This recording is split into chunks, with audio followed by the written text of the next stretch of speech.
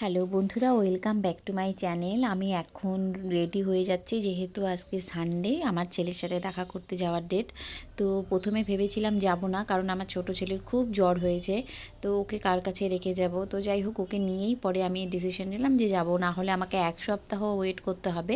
আমার বর সকাল সকালই চলে গেছে 10টার সময়, আমি তারপর 2টোর সময় রওনা দিয়েছি। তো দেখতেই পাচ্ছ আমার ছেলে দৌড়াচ্ছে, আমাকে দেখে খুব খুশি হয়েছে। তো যাই হোক, আমারও মনটা খুব ভালো লাগলো, ওর মনটা অনেকটা সেট হয়ে গেছে। আর তারপর ও ওর ভাইকে নিয়ে এদিক ওদিক যাচ্ছে। আমি তারপর ওকে ফ্রাইড রাইস আর পনির খাইয়ে দিলাম। ওর বাবা সকালে খাইয়ে দিয়েছিল, আমি পাঠিয়ে দিয়েছি সকালেই। বাকিটা ছিল ওর বিশ্বাস ছিল যে আমি যাব। তো যাই হোক, সেটা আমি ওকে খাইয়ে দিলাম। তারপর ওর সাথে একটু গল্প করলাম, ওকে একটু আদর করলাম।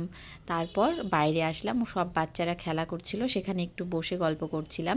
তারপর আমার ছেলের আবার টাইম হয়ে গেল প্রার্থনায় যাওয়ার, আর পড়তেও যাবে ওখান থেকে। তো যাই হোক, আর দেখা করা যাবে না দেখে আমি ওকে করে চলে আসলাম। তো এটাই ছিল আজকে আমার ভ্লগ।